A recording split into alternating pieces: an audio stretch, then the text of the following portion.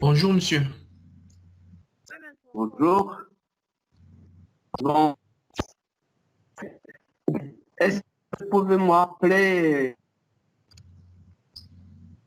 On s'est Monsieur, arrêté la dernière fois. à la question 3, monsieur. La membrure inférieure, Monsieur, la barre 6. dimensionnement. Oui. On a calculé la section On a A6. déjà commencé les dimensions. Oui, monsieur. Oui, On a monsieur. déjà commencé. On a déjà Monsieur, on a choisi le profilé. de la barre 6. Il Voilà, peut 80 d'accord. Donc maintenant, on va exactement mentionner maintenant la barre 3. Donc, toujours les barres tendues. On commence par les barres tendues en traction. Quel est l'effort dans la barre 3?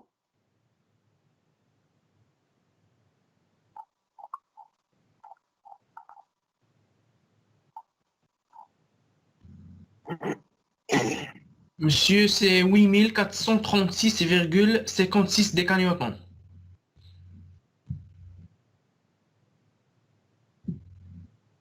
D'accord? Oui, oui, c'est ça. Donc, est-ce que quelqu'un peut me donner la section? Donc, il faut faire le même raisonnement que pour la barre 6,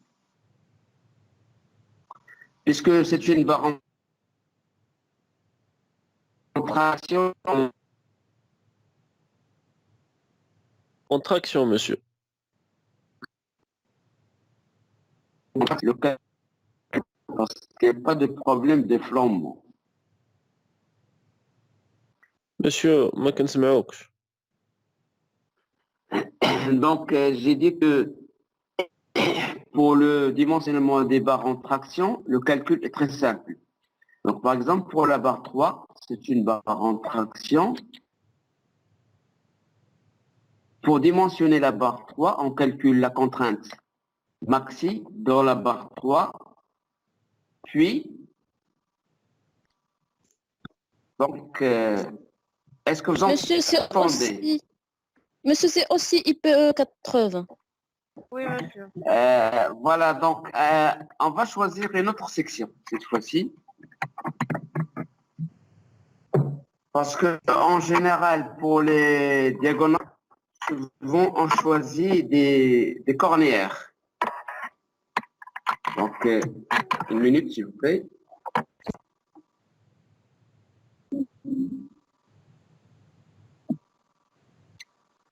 Donc, je vais chercher le catalogue et on va prendre une autre section. C'est bon, on s'est partagé le catalogue? Pas encore, monsieur. Pas encore, monsieur. Oui, c'est bon, monsieur. C'est bon? Donc, voilà le type de section qu'on va choisir. C'est ce qu'on choisit en général pour les diagonales. C'est une section en L qu'on appelle cornéaire. Donc, il a la forme en L. C'est pas comme ce qu'on a vu pour le IPE. Donc, on a trouvé la section. Il faut déterminer le profil correspondant. Donc, vous avez la section. Elle est au milieu à peu près du catalogue.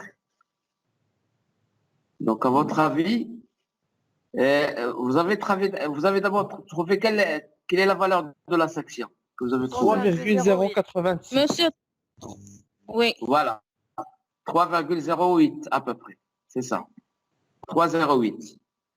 Donc, quel est le profil correspondant? Donc, vous avez la section dans le catalogue. Cornière L35-35-5. Oui, monsieur. Exactement. Oui, monsieur. L35,5. Il y a une autre solution. Il y a deux solutions.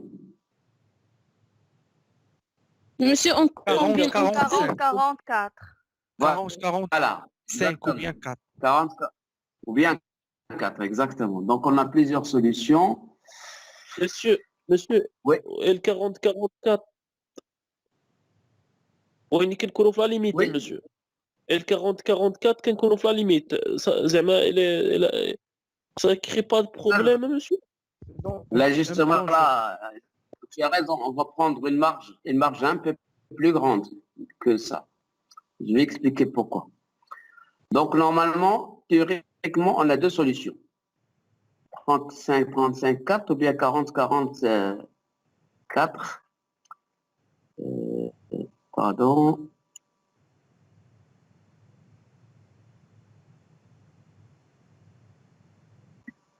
Donc, on revient à l'exercice.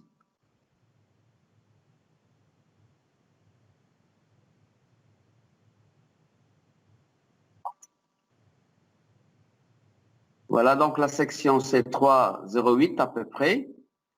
Donc, c'est une cornière. Donc, une première solution, c'est... On avait trouvé deux solutions. Mais là aussi, on recommande de prendre une section un peu plus grande. Je vais prendre à la place de 40, 44, 50, L50, 50. C'est pour deux raisons. Première raison, pour assembler, parce que la largeur de la cornière, si on avait pris par exemple la première 35, c'est uniquement 3,5 cm. Maintenant, il faut raisonner aussi au centimètre. Parce que au millimètre, on voit que le chiffre est grand, mais dans la réalité, 35, c'est 3 cm et demi. C'est difficile de percer la diagonale et fixer les boulons pour assembler la diagonale sur la structure. On va voir ça après. Même 44, ça va être limite. Le mieux, c'est de choisir 50, 55. Ça veut dire que les largeurs petit a, c'est 5 cm. Comme ça, on aura une bonne largeur pour fixer, pour faire le trou et assembler la diagonale avec la suite de la structure par du boulon. Et même 3,35, c'est une diagonale qui est très, très souple. Donc, on a besoin d'une...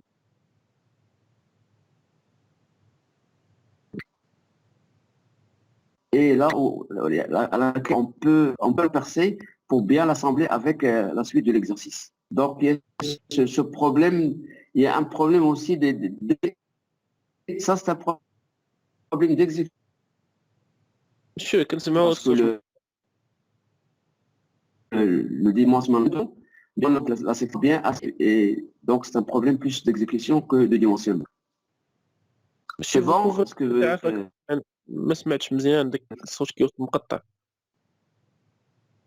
Ah oui, tu as raison. Merci. Donc, j'ai dit que on a trouvé deux cornières. Une cornière 35, 35, 5 et une cornière 40, 44. Par exemple, la cornière 35, la largeur de l'aile, c'est 3,5 cm. Pour assembler la diagonale avec la suite de la structure, il va être boulonné. En général, les diagonales sont boulonnées. Et pour pouvoir boulonner, il faut percer le trou. Avec une largeur de 3 cm et demi, c'est une petite largeur. C'est difficile de faire un trou. Alors, il vaut mieux d'augmenter légèrement la diagonale. Donc, on augmente à une diagonale L50, 55, ça veut dire qu'elle aura une largeur de 5 cm. Là, on peut percer et on peut assembler facilement la diagonale sur la structure. Ça, c'est la première raison. Deuxième raison, parce que la diagonale, avoir une diagonale un peu plus rigide. Donc, cette augmentation, c'est pas dû au dimensionnement, c'est pour faciliter l'exécution, pour mieux assembler la diagonale avec la structure. Donc, voilà la raison.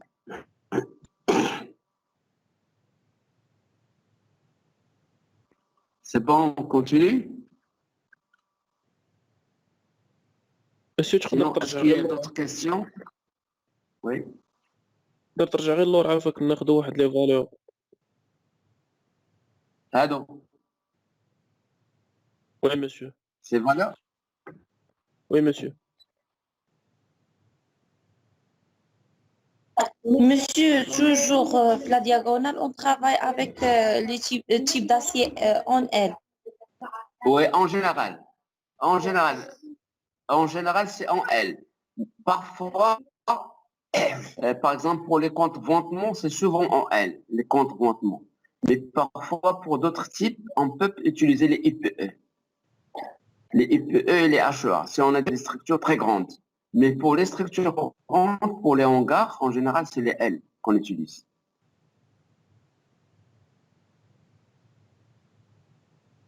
Je vais montrer tout à l'heure des photos là où on a les L et le HEA ou bien le IPE.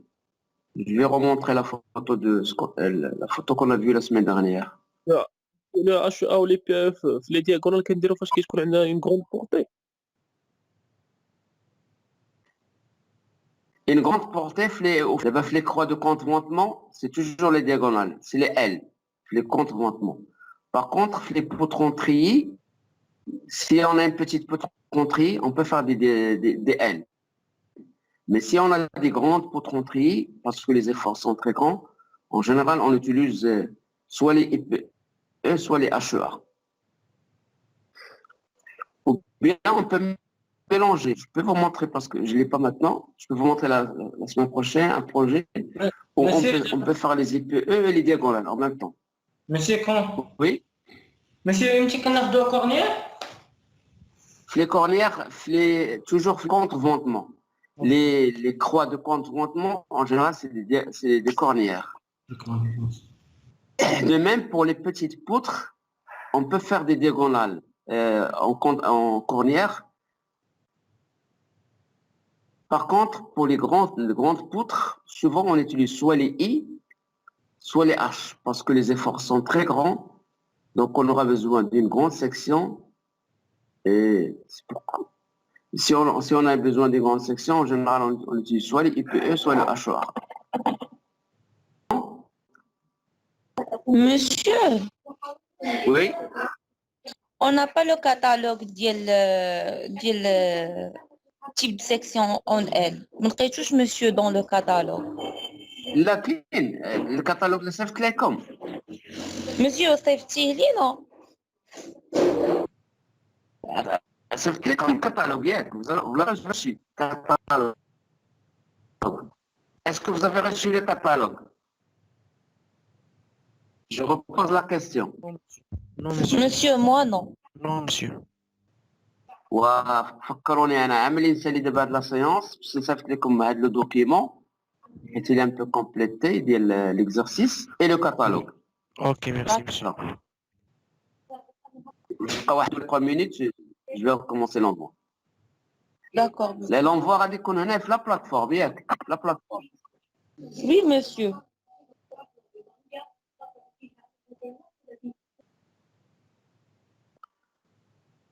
Donc on a dimensionné la tête, c'est dans la barre 7 parce qu'il est en traction.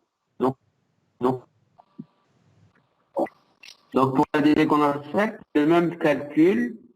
Donc on va trouver une section supérieure égale à 1, 0. 1,02. 1,02, exactement. 1,02 cm carrés, pardon, 0,2. Voilà. Donc là aussi, on va trouver une cornière plus faible, mais on va prendre comme pour la barre 3, on prend une cornière L50-55. Donc on prend, en général, pour les petites, pour les croix, souvent on prend les mêmes diagonales. Même si on trouve des diagonales plus petites, sauf si la poutre est très très grande, là on peut changer les sections. Mais si on a des poutres normales qui font 15 mètres, 20 mètres, en général, on considère on considère le même profil et la même section. Donc, pour les deux sections, donc pour la barre 3 et la barre 5, pour la barre 3 et la barre 4, Donc, on prend une cornière L50-55. Donc, on standardise. Donc, comme ça, il n'y aura pas d'erreur dans l'exécution. On prend le même profilé. Dans notre exercice, pour toutes les diagonales, on prend le même profilé. Monsieur, donc, d'abord, la plus grande section, on l'applique pour toutes les diagonales. Exactement. On Donc, prend la monsieur, plus grande et on l'applique pour toutes les diagonales. Tout à fait. Donc, dans la pratique, il faut pas, Donc, ça veut dire... il faut même pas effectuer des calculs. Donc, on cherche seulement le grand effort et... Voilà, exactement. C'est-à-dire la diagonale qui est située à l'extrémité, près de l'appui.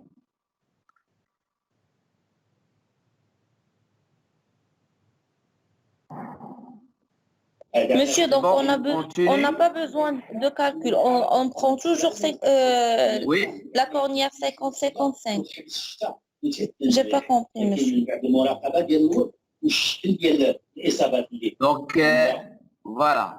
Lorsqu'on Voilà, a une petite structure,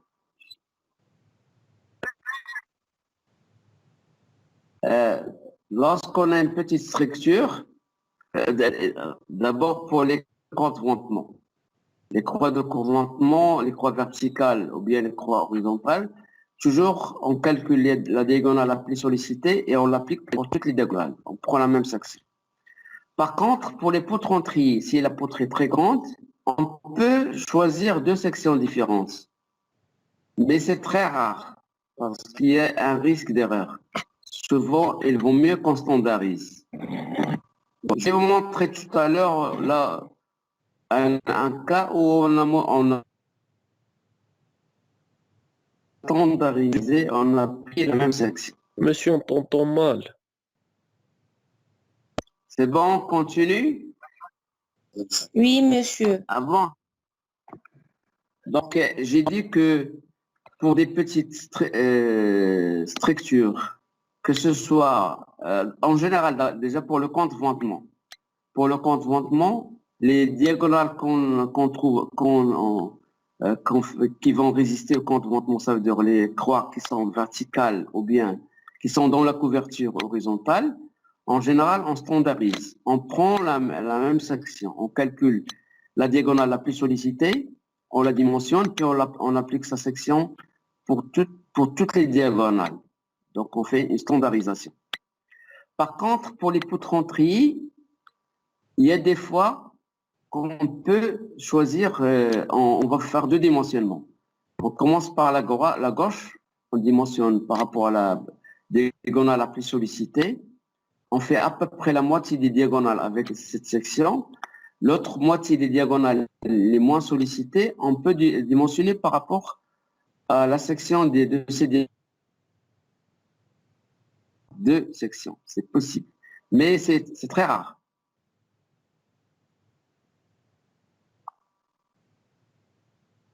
Je vais vous montrer ça sur un exemple. Je vais montrer un exemple tout à l'heure pour illustrer ce que je suis en train de dire.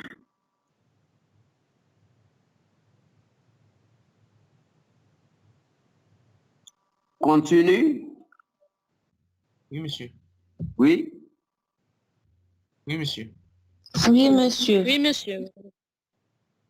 Donc maintenant, on va passer au calcul.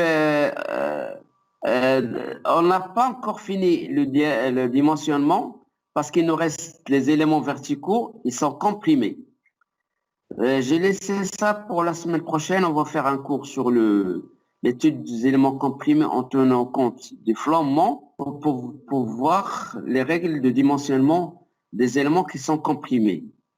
Donc, dans l'exercice précédent, on a vu comment on dimensionne les poutres fléchies, les solives et les traverses principales. Maintenant, on a vu comment on dimensionne tendu en traction. Il nous reste les éléments comprimés, ce qu'on va voir la semaine prochaine. Maintenant, on va voir comment, par exemple, je vais donner des exemples de calcul d'assemblage. Vous voyez ce schéma? Oui, monsieur. Oui, monsieur. Est-ce que vous voyez le schéma? Oui, monsieur. Oui, monsieur. C'est bon, vous voyez le schéma? Oui, monsieur, oui.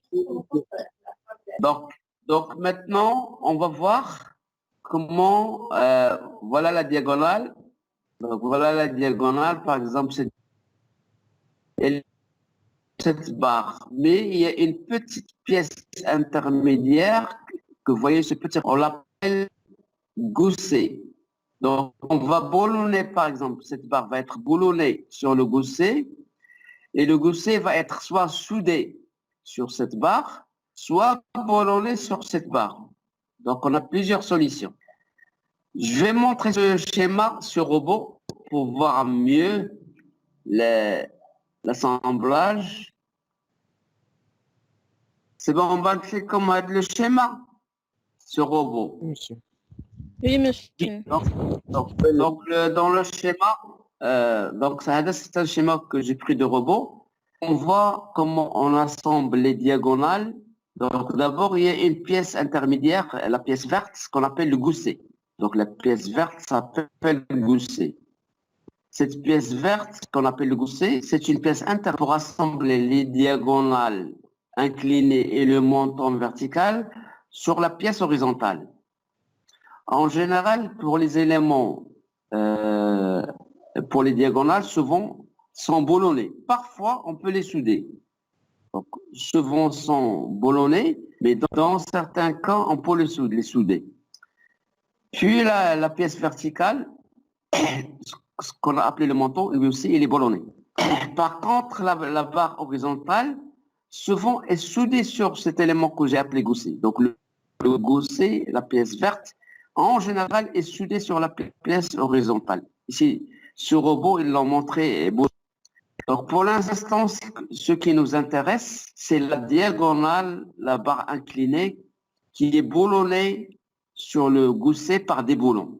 Donc l'objectif, c'est, on va voir comment on va dimensionner les boulons. Donc ça, c'est l'objectif de la suite de l'exercice.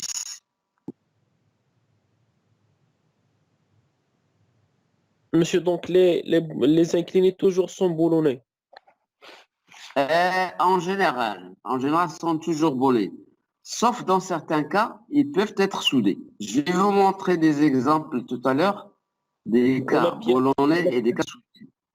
Sur la pièce de gousset, toujours elle est soudée sur l'horizontale. Ouais, en général, à 90%, elle est soudée. C'est très rare qu'il est boulonné. Non, on va voir comment on va dimensionner les boulons qui vont assembler la diagonale sur le gousset.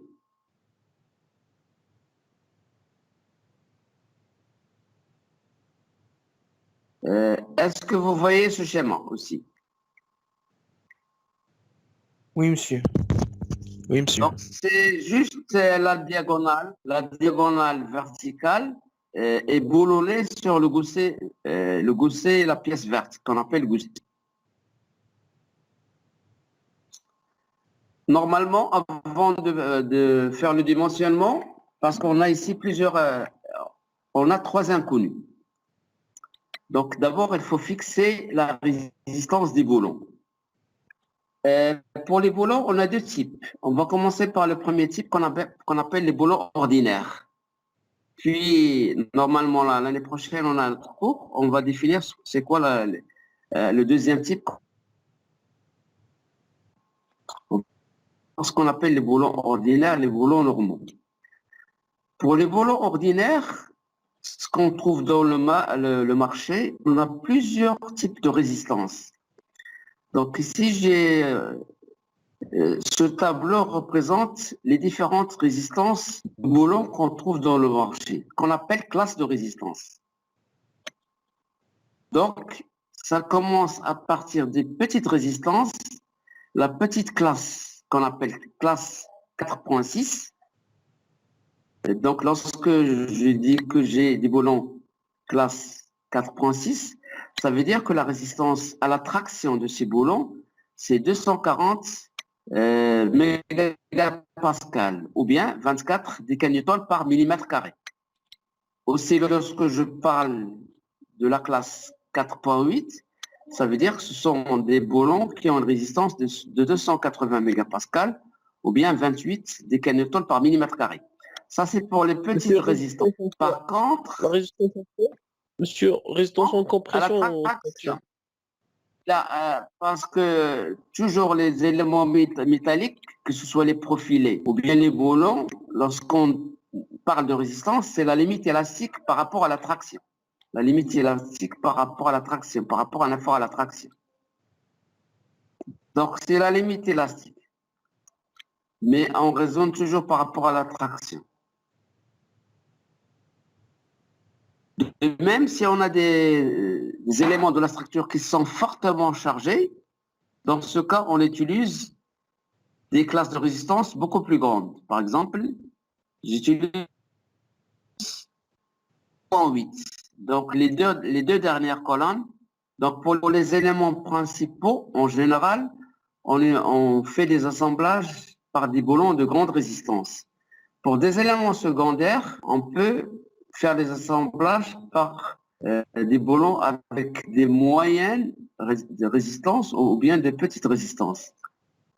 Par exemple, si là-bas, si les éléments sont fortement chargés, donc on utilise la classe 8.8. Ça veut dire que la résistance des boulons à la traction, c'est 550 mégapascales ou bien 55 décanewtons par millimètre carré. Ou bien s'ils sont très fortement chargés, donc on prend une résistance encore plus grande, donc c'est la classe 10.9. Ça veut dire que la résistance c'est 670 mégapascales ou bien 67 décanewtons par millimètre carré.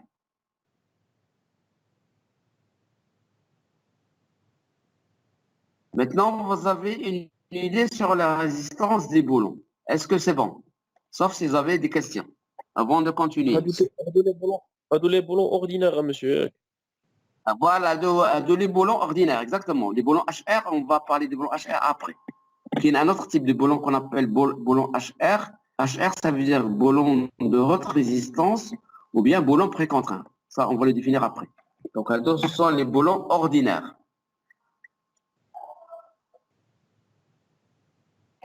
Donc, je vais le préciser ici, tu as raison.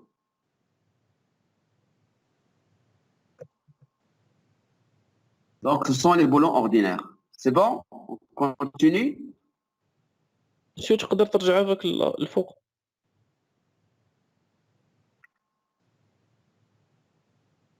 صيفط لكم خديت جاكم الدوكيمون ديال شاربونت ياك لو كور Non, monsieur. سي بون دونك تبقى لنا واحد 2 ولا 3 مينوت غنصيفط لكم الكاتالوج والدوكيمون شاربونت وهذا ديال لا سويت ديال هاد ليكزارسيس كون اون تران دو فير monsieur حتى الكونتر فوتمون ما وصلناش. واخا بلاتي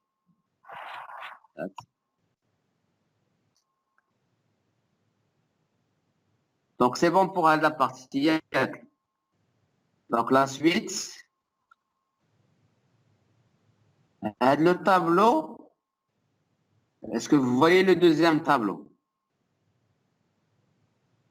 Oui, monsieur. Vous voyez le deuxième tableau? Donc, le deuxième tableau, dans ce tableau, on a représenté les types de boulons par rapport à leur diamètre. Il y a plusieurs diamètres de boulons. Donc, on commence par les diamètres de boulons de 10, 12, 14, 16, 18, 20, 22, 24, 27 jusqu'à 30 mm. Donc, les petits boulons, 10, 12, 14, au boulon moyen, 16, 18, 20, 22, 24, ou bien des boulons très grands, 27, 30. Parce que ça dépend des efforts appliqués. C'est par rapport aux efforts appliqués qu'on peut dimensionner, qu'on peut choisir les diamètres du boulon. Donc, dans la première colonne, on a les noms des boulons. Par exemple, boulon diamètre 10, on l'appelle M10. Boulon diamètre 12, on l'appelle M12, etc. Donc, les boulons sont appelés par M. M10, M12, M14 jusqu'à M30. Donc, la deuxième colonne indique le diamètre du boulon. Diamètre de la section pleine du boulon, parce que le boulon est composé de 2 parties. Il y a une partie filetée et une partie pleine. Troisième ligne des zéros indique le diamètre du trou. Parce que pour assembler des pièces, on doit perforer les pièces, donc on doit faire des trous. Et en général, le diamètre du trou est légèrement supérieur au diamètre du boulon. Pour pouvoir pénétrer facilement le boulon dans les trous, puis on serre les boulons. Monsieur, Pour les petits boulons, la première colonne, monsieur. la première ligne ou bien colonne? Ligne, la première ligne, plutôt. La première ligne, il fait M. M10, c'est-à-dire les noms. Les noms des boulons. M10, ça veut dire que c'est un boulon qui a un diamètre de 10 mm. M12, c'est un boulon qui a un diamètre de 12 mm, etc. Donc les noms des boulons. La deuxième ligne, on met les diamètres des boulons. Le boulon a une tête et une tige. Le diamètre de la tige du boulon, il y a la deuxième ligne. Il met 10 mm, ou la 12 mm, ou la 14, c'est 30 mm. Donc on a les unités sont en millimètres. Troisième colonne, c'est le diamètre du trou. Des zéros. Des zéros, c'est le diamètre du trou. Pour les petits boulons, par exemple les boulons diamètre 10, M10, M12, M14, le diamètre du trou, c'est le diamètre du boulon plus 1 mm. Ou bien on peut prendre 2 mm, on a le choix. Donc millimètre minimum, le diamètre du trou doit être supérieur ou égal au diamètre du boulon plus 1 mm pour les petits boulons. M10, M12, M12, M14. Par contre, pour les boulons de diamètre moyen, M16, M18, M20, M22 jusqu'à M24, le diamètre du trou est égal au diamètre du boulon plus 2 mm. Par exemple, le boulon diamètre 16, boulon M16, boulon de diamètre du boulon c'est 16, et le diamètre du trou c'est 18 mm. Pour les gros diamètres, M27 et M30, le diamètre du trou, c'est le diamètre du boulon plus 3 mm pour pouvoir faire pénétrer le boulon dans les trous correctement. Donc, il faut avoir un petit jeu. C'est obligatoire. Ensuite, la quatrième ligne. La quatrième ligne, c'est la section du boulon. Le boulon, donc, il a une tige. Donc, il a une section circulaire. Donc, la section de la tige pleine, c'est A. Par exemple, pour les boulons M10, la section, c'est 78,5. Mais le boulon est composé de deux parties. Une partie lisse et une partie filetée, avec filetage. La partie avec le filetage diminue la section. Donc, il y a une réduction de la section. Et la section AS, qu'on appelle aussi AB, c'est la section filetée, réduite. Par exemple, pour le boulon M10, la section filetée, c'est 58. Donc, elle est plus petite que la section pleine. Pour les boulons tendus, en général, le dimensionnement est toujours par la section filetée, la section réduite, c'est obligatoire. Par contre, pour les boulons ciselés, on peut dimensionner par rapport à la section filetée ou bien la section pleine. Mais pour avoir plus de sécurité, il vaut mieux dimensionner par rapport à la section réduite, filetée. Donc finalement, on ne dimensionne pas par rapport à la section A, mais par rapport à la section AS qu'on appelle aussi AB. Voilà, le reste ce n'est pas important. Est-ce que vous avez une remarque ou bien une question sur ce tableau? Non, monsieur. On continue, donc ça c'est juste des informations. Maintenant, on va passer au dimensionnement. Je vais revenir à ce schéma.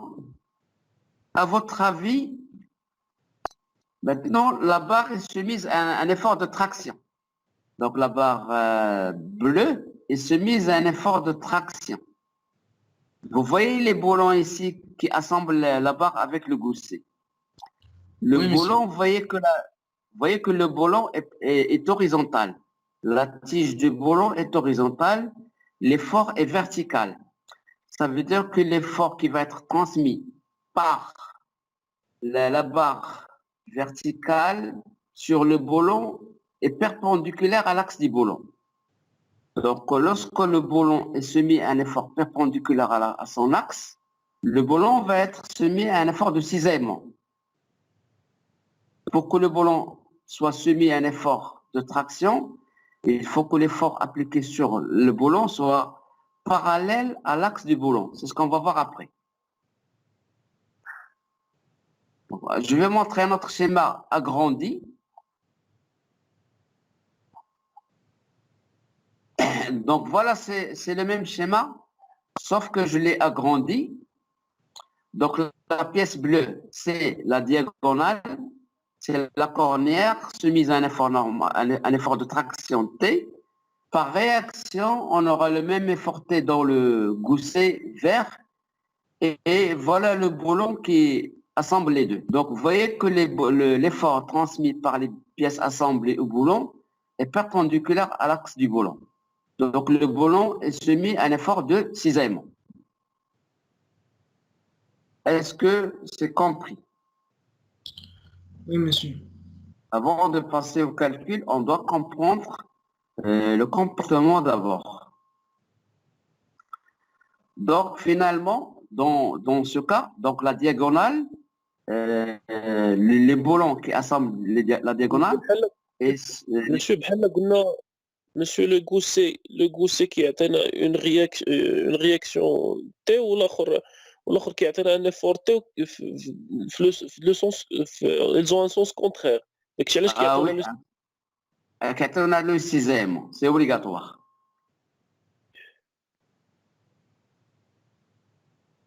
Le cisaillement dima l'effort transmis par les barres au boulon est toujours perpendiculaire à l'axe du boulon.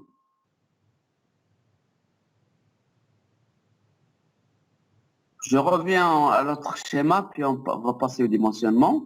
Donc, vous voyez ici la barre est soumise à un effort de traction. Normalement, c'est la barre 3, N3. Donc, la barre 3 est assemblée au gousset par un certain nombre de boulons. Je vais appeler ce nombre de boulons N. Donc, supposons que je vais chercher le nombre de boulons. Donc, j'ai N boulons.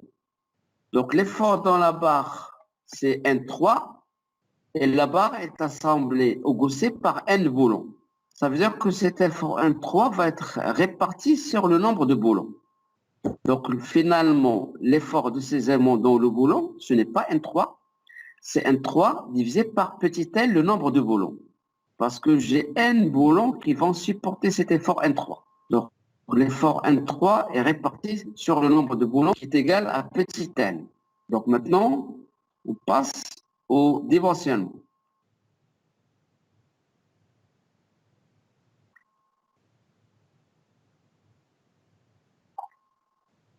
Ici, donc la totalité de l'effort est reprise par les boulons. Exactement.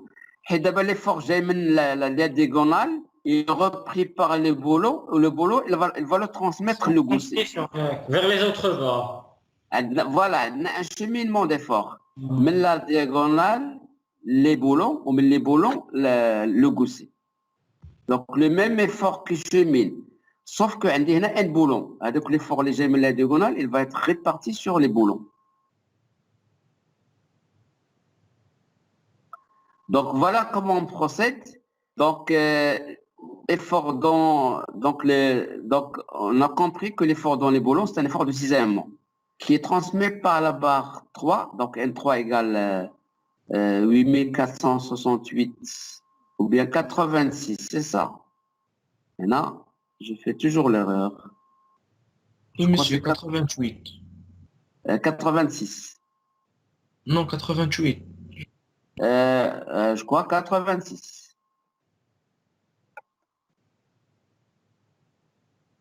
86.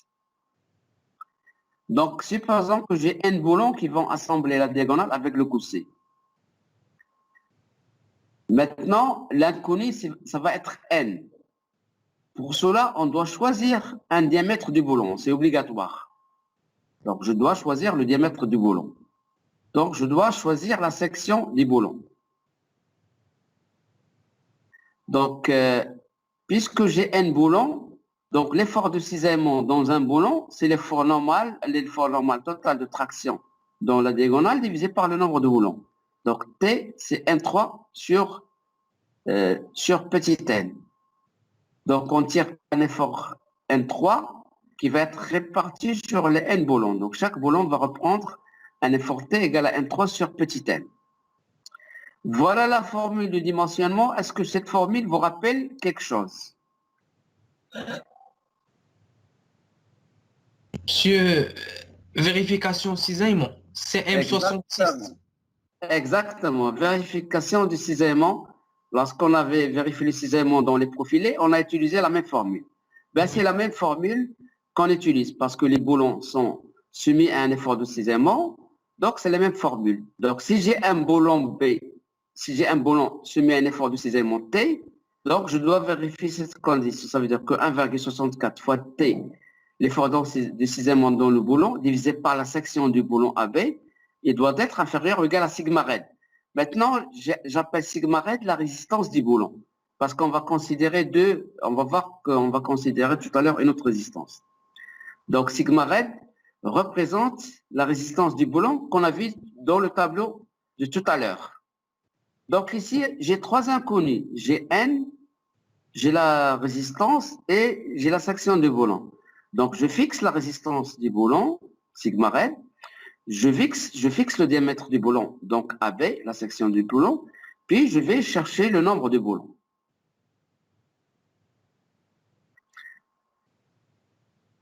Donc, dans cette équation, je vais remplacer T par N3, grand N3 sur petit n. Donc, je vais trouver l'équation en bas. 1,54 fois N3 divisé par N sur AB est inférieur ou égal à sigma raid. Donc, on tire le nombre de boulons N. Donc, petit n est supérieur ou égal à 1,54 fois N3 sur AB fois sigma raid. Vous voulez prendre des notes avant de continuer? Parce qu'il ne reste que l'application numérique dans la suite. Je vous donne 2 minutes pour prendre les notes. Oui, merci, monsieur.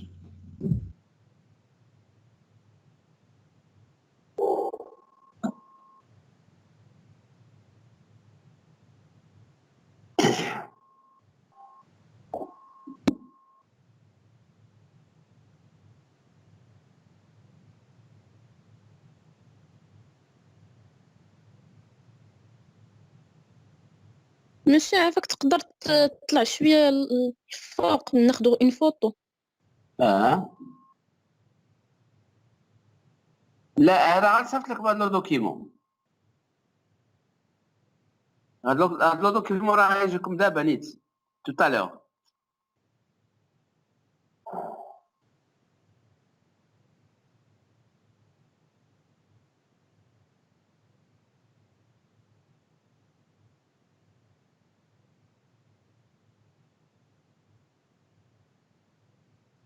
Donc, quand on fait l'application numérique, donc lorsqu'on fait l'application numérique, voilà ce qu'on va trouver. Donc, au départ, j'ai pris le boulon de diamètre 14, M14. Donc, la section du boulon, d'après le tableau qu'on a vu tout à l'heure, AB est égal à 115 mm carrés. Donc, je fais l'application numérique, donc 1,54 fois N3, c'est 8486,56. divisé par la section de boulon 115 fois 55, ce qui donne 2,08, 2,06. Ça veut dire que le nombre de boulons, c'est presque 2, mais légèrement supérieur. Donc, je vais changer le diamètre du boulon.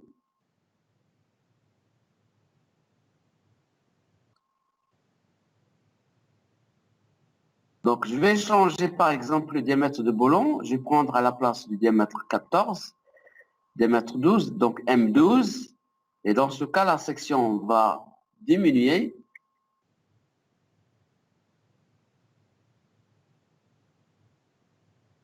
Je vous donne une minute, puis on passe à la suite. Donc, lorsqu'on diminue le diamètre de boulon, le nombre de boulons va augmenter.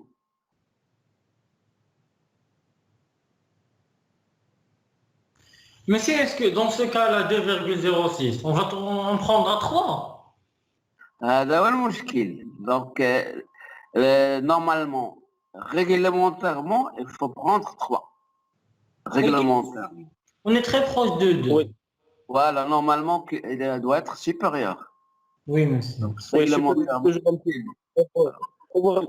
des raisons budgétaires, hein, monsieur. Voilà, exactement. Alors, donc la solution, parce que si je prends 3, je vais beaucoup surdimensionner. Donc le mieux, c'est de diminuer le nombre, diminuer le diamètre et augmenter le nombre de boulons. Et d'abord, on peut jouer sur le diamètre, qu'on peut jouer sur le nombre. Et dans ce cas, voilà ce qu'on va faire. Donc, je vais choisir un boulon de diamètre 12, M12. La section de boulon, c'est 84,3 mm². Dans ce cas, je recalcule et on va trouver un nombre de boulons égal à n supérieur égal à 2,81. Donc là, je prends 3 parce que je suis presque près de 3. Donc ça, c'est un bon dimensionnement.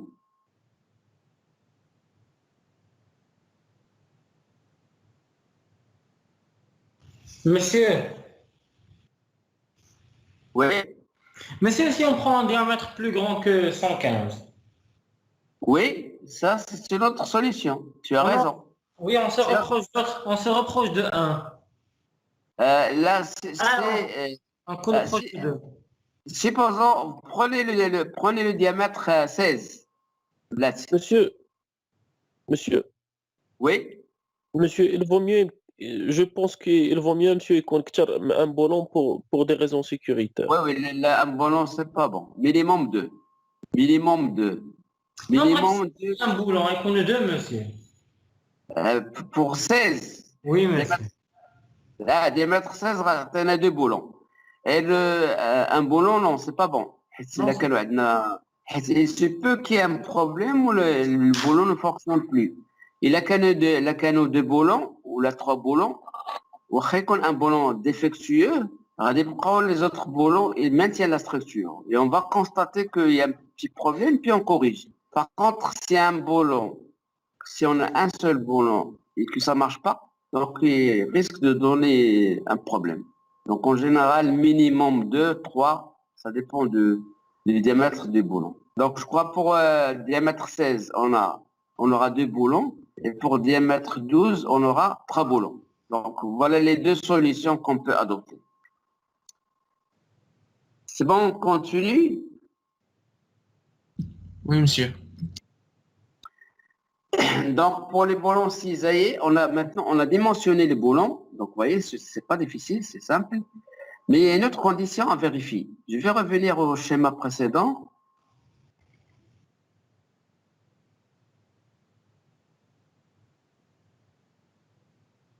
Il y a une autre condition à vérifier qu'on appelle pression diamétrale. Vous l'avez dans le cours. C'est quoi en fait la pression diamétrale? Parce que lorsqu'on assemble les boulons, on perce les trous. On perce les pièces assemblées par des trous. Les gens, on va revenir au dimensionnement. J'ai oublié une chose. Pour les autres trous, bon, je vais le faire avec vous. Vous avez de la chance. Donc, lorsqu'on fait le trou, lorsque je tire par la barre va exercer une pression, donc un cisaillement du boulon, mais par réaction, le boulon va exercer une pression sur la barre. Si malheureusement la barre est mince, le trou peut se déformer, peut avoir une grande déformation. Il devient presque ovale. Il ne reste plus circulaire. Donc le règlement impose de faire une vérification supplémentaire qu'on appelle pression diamétrale pour que les pièces assemblées ne soient pas trop déformées. Parce que par réaction, le boulon exerce la même pression sur les pièces assemblées. Mais malheureusement, si la pièce assemblée est mince, donc il risque de se déformer trop. Donc, cette condition va imposer une épaisseur minimale aux pièces assemblées pour qu'il n'y ait pas de déformation excessive des trous des pièces assemblées. Cette condition, on l'appelle pression diamétrale. Donc voilà comment on vérifie cette condition.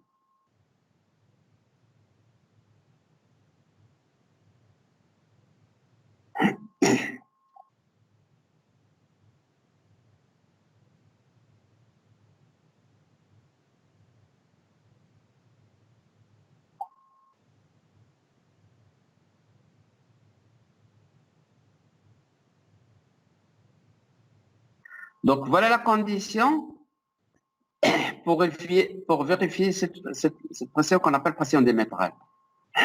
Donc T, l'effort de cisaillement dans le boulon divisé par D0. D0 c'est le diamètre du trou, divisé par l'épaisseur des pièces assemblées, inférieure ou égale à 3 sigma 1. Cette fois-ci, c'est pas la résistance du boulon qui intervient, mais c'est plutôt la limite élastique des pieds assemblés. Parce que le problème, c'est dans les trous des pièces assemblées. Donc, c'est un problème de résistance et de déformation des pièces assemblées. Ici, vous voyez que cette pression est inférieure ou égale à 3 sigma 1. Donc, d'habitude, en général, on doit avoir, lorsqu'on dimensionne, c'est inférieur ou égal à sigma 1. Ici, on a le 3 parce que on admet une petite déformation des trous. Ça veut dire qu'on peut plastifier les trous. Donc, si on peut plastifier les trous, ça veut dire que c'est comme si on peut exercer une pression supérieure à la limite élastique, qui peut aller jusqu'à 3 fois la limite élastique.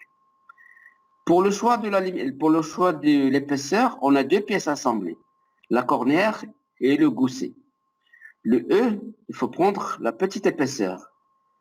L'épaisseur de la pièce assemblée, la diagonale, on a pris L50 x 50 x 5.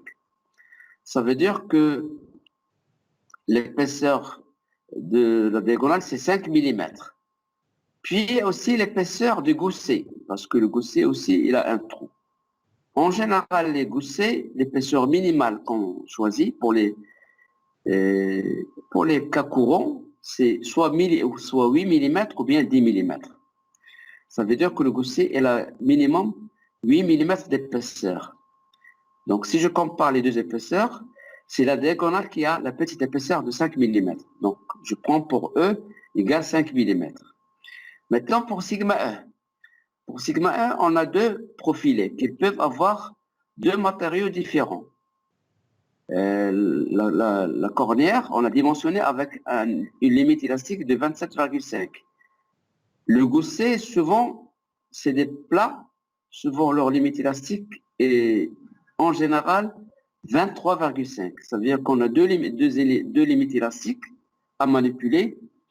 En pratique, pour éviter qu'il y ait un problème, on prend la plus petite limite élastique. Donc, on va prendre sigma E égale 23,5. Même si la diagonale est dimensionnée par rapport à une limite élastique égale à 27,5. Le T, c'est l'effort de cisaillement dans le boulon qui donne cette pression. Donc, le T, c'est toujours égal à l'effort N3 divisé par le nombre de boulons. Et on vérifie la condition. Donc, D0, c'est le diamètre du trou, c'est le diamètre du boulon égal à 12, plus 1 mm ou bien 2 mm. Ici, j'ai pris 2 mm. Donc, ça veut dire que le diamètre du trou, c'est 14 mm. E, c'est la petite épaisseur des pièces assemblées, E égale à 5 mm. Donc, c'est l'épaisseur de la diagonale. J'ai pris comme sigma E égale à 23,5. Donc, tel effort de cisaillement, c'est toujours M3 sur petit n. Puis, j'applique la formule. Donc, ça va être égal à N3 sur petit n des 0 E. Donc, c'est 8486,56 divisé par 3, le nombre de boulons, divisé par 14, le diamètre du trou, divisé par 5, l'épaisseur de la diagonale, ce qui donne 40,41, qui doit être inférieur ou égal à 3 sigma E. Donc, 3 sigma E, c'est 3 fois 23,5, ce qui donne 70,5. Donc, c'est largement vérifié. Donc, dans notre cas, la pression diamétrale est vérifiée. Monsieur, s'il vous plaît. Oui. Monsieur, est-ce que dans la pression diamétrale, monsieur, est-ce qu'on prend toujours sigma E égale à 23,5? Le le mieux. Ouais, Ah, le mieux. Parce que le gousset, donc les goussets, ce sont des plats. Et en général, les plats, les pièces plates, souvent leur résistance, c'est 23,5. Et on est sûr. ok, merci, monsieur, merci. مسيو تقدر ترجع عافاك الفوق ناخذ دي نوط عافاك. Oui.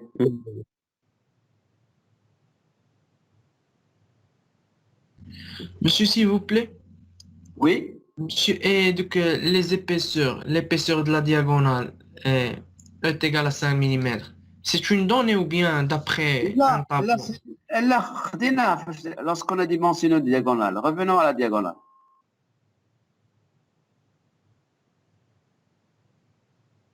C'est une bonne question. Vous aimez la question, je couche femme. Merci, monsieur. C'est qu'on fasse 65. Il a dit 65. شحال لقينا في diagonale قبيله 55. يعني l'épaisseur هي 5 mm. Ah, voilà, oui. Oui, merci, monsieur. هو الشيما قدامكم. Donc le 50 هي ال A horizontal, ou 50 هي ال vertical, ou le 5 mm هي l'épaisseur petite هنا. Le schéma مسمينه petit t. Oui, monsieur, merci beaucoup. C'est une bonne question. Comme ça, tout le monde peut suivre. Merci, monsieur.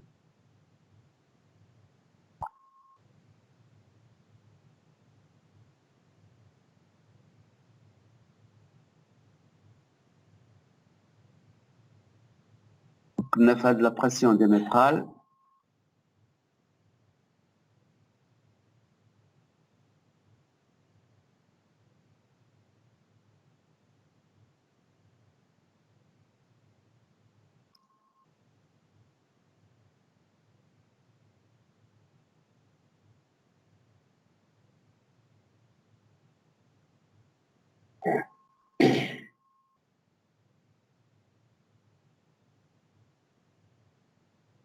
Monsieur a dit que 2 mm ديما كنزيدوها ولا جو Les petits boulons qui sont 1 mm ou 2 mm, le boulon de diamètre 12 ou la 10 ou la 12 ou la 14, qui sont 1 mm ou 2 mm.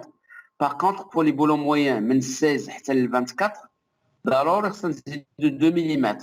ومن ال 27 حتى ل 30 ضروري خصنا نزيدو 3 mm. Merci. Vous voulez prendre des notes.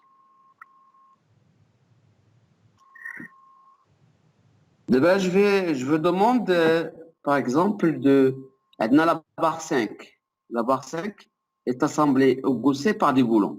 La barre 5 normalement est comprimée. On va voir comment on vérifie comment on dimensionne les éléments comprimés. Je vais vous demander de dimensionner la barre 5. Avant de dimensionner la barre 5, j'ai la remarque.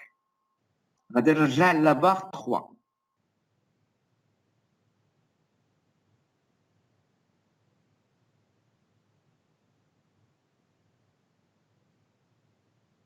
C'est bon, est-ce qu'on peut revenir à la barre 3? Oui, monsieur.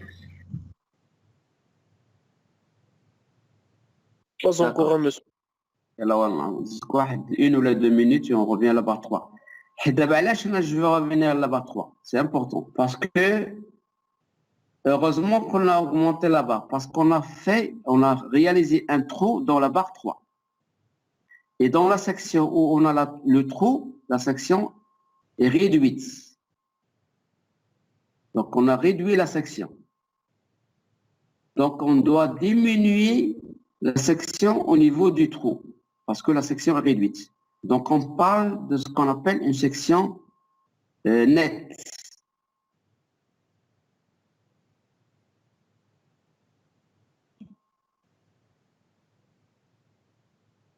C'est bon, monsieur. Bon. Donc, revenons le dimensionnement de la barre 3.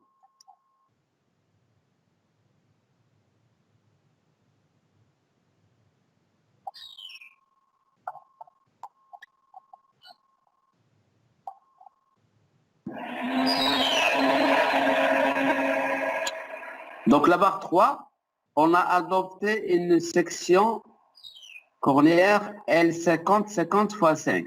Donc l'épaisseur 5 mm. Donc le problème, c'est que ici, on a réalisé un trou. Par exemple, je vais dessiner le trou. Excusez-moi.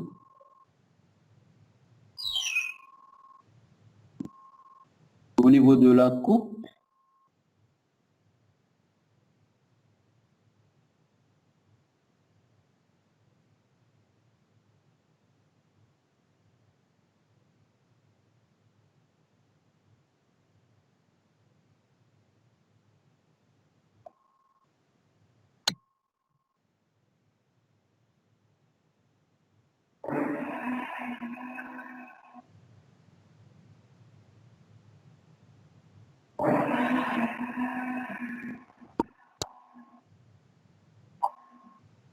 بالك بعد الريكتانجل ليست. Oui, monsieur. Ah oui, monsieur, في الميليو. Milieu, voilà. هذاك راه ولا ان ترو ولا ان فيد. يعني لا سيكسيون توتال ما بقاتش هي هذيك دابا لا سيكسيون اللي كاينه في الكتالوج. لا سيكسيون ديال كورنيير 50 50 ف 5 هي 4,8 سنتيمتر كاري. هذه لا سيكسيون توتال. دابا لا سيكسيون نت je vais l'appeler section net, elle va être On va réduite. trancher le rectangle. Exactement. Donc section net.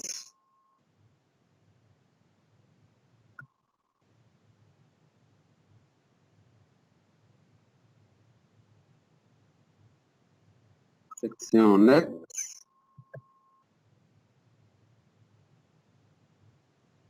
Je vais l'appeler A indice N égale. Donc c'est 3, la section c'est 4,8. Section totale 4,8 moins le rectangle. À quoi est égal le rectangle? C'est l'épaisseur de la section layer. ديال سميت 5 mm ولكن en centimètres. حيت دابا خديتها en centimètres هي 0,5. 0,5. Il faut faire attention aux unités. Donc, c'est 0,5 fois combien? Fois le diamètre du trou. Le diamètre du trou اللي خدينا قبيله هو شحال خدينا 14 mm. 14. Donc il y a 1,4. 1,4. Le boulon c'est 12 ولكن le diamètre du trou c'est 14. خدينا 14. البولون خدينا 12 ولكن خدنا 2 mm. Voilà. Donc c'est donc en centimètres c'est 1,4.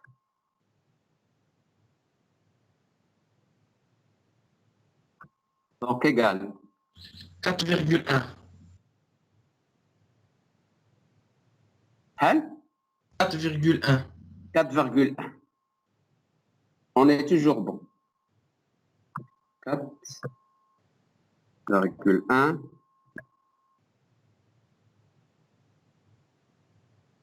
centimètres carrés.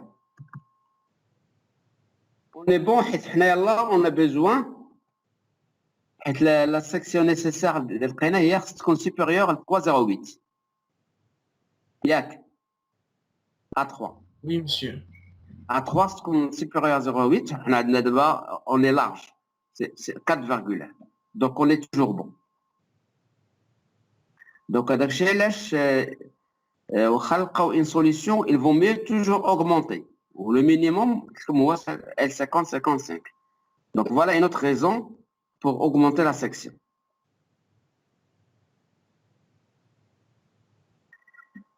D'abord, je vous demande pour la barre 5 de le petit exercice. Donc, prenez la barre 5. La barre 5, elle est comprimée. Je crois qu'on a trouvé l'effort dans la barre 5, moins 600 décanewtons. Moins 6000, pardon. 6000. Donc, normalement, même s'il est comprimé, il va être assemblé comme la diagonale par des boulons sur le gousset.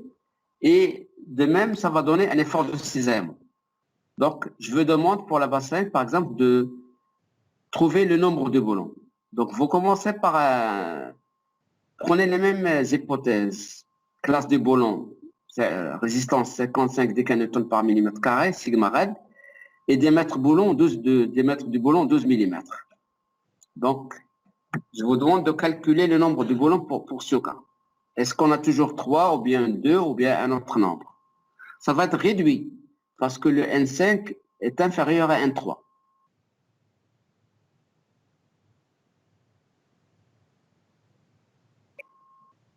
Donc, donc pour la barre 5,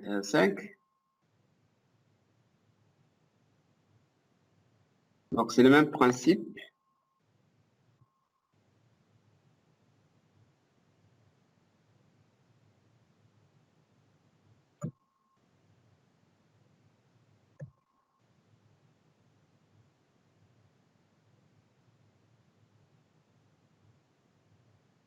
C'est le nombre de boulons pour la barre 5.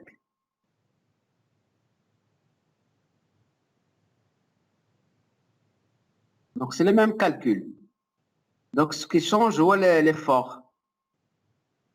Donc, pour la barre 5, je prends toujours les boulons de diamètre 14. Donc, c'est la même formule. Donc, le nombre de boulons... J'ai trouvé 1,46. 1,46 ou la... Combien de diamètre d'ici? D'ici, il y a 14. Diamètre 14. 1.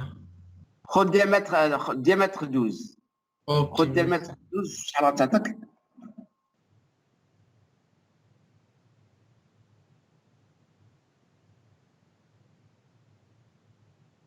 Monsieur, une question, واش هادشي خصنا نديرو على توت لي بار كاملين؟ لا لي باغ اللي فيهم لي غران زيفور ماشي كلشي. دونك كنمشيو فاش كنلقاو فاش حتى كنلقاو لي زيفور كنمشيو كنقلبوا على اللي عندها لا بلو شارجي وكنخدموا عليها. كنخدموا عليها وكنادوبطوها الاخرين وكنبقاوش نديرو فوق شاك با. Monsieur, s'il vous plaît. Oui. Pour diamètre 12, j'ai trouvé 1,99, presque égal à 2. Exactement. Donc, on prend 1 égal à 2, tant mieux. Donc, on prend 1 égal à 2. D'abord, il faut vérifier la pression diamétrale.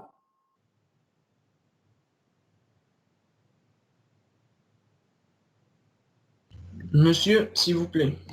Oui. J'ai trouvé 42,85.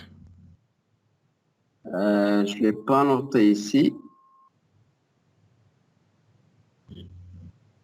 Ici.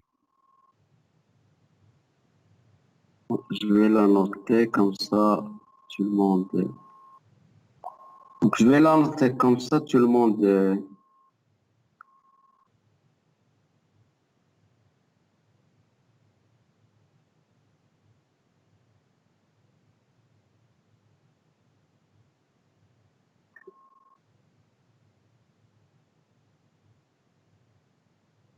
Donc, c'est tout simplement, c'est la même formule. Il suffit de remplacer l'effort par 6000 et N par 2. On remplace N3 par N5, ça veut dire on remplace 8486,57 par 6000 et petit n, on le remplace par 2. Voilà, c'est tout. C'est 42,85. 42,85. Très bien, bien là. D'abord, je vais vous... attends, parce que... je vais vous envoyer هذا الدوكيمون بعدا هو الاول هذا. كيفاش ناخذوا لي نوت ديال هاد لاباغ ان 5. ولات حيت ما عنديش طون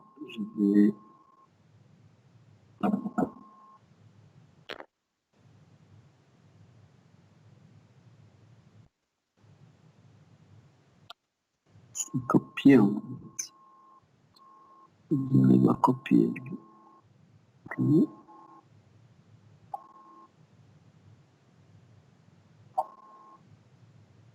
ما درتش ليكواسيون نو. C'est pas grave, monsieur, صافي تنكتبها المهم تنكتبوها. واسينا نقدر ندير ليكواسيون ما حسبكش دير ليكواسيون. كي سي با grave. De toute façon, là, d'abord, نصيفط لك بعض الدوكيمون. أنا Oui, نسجلو merci. دابا. نسجلو PDF ونصيفطو لكم tout de suite. باش يكون عندكم.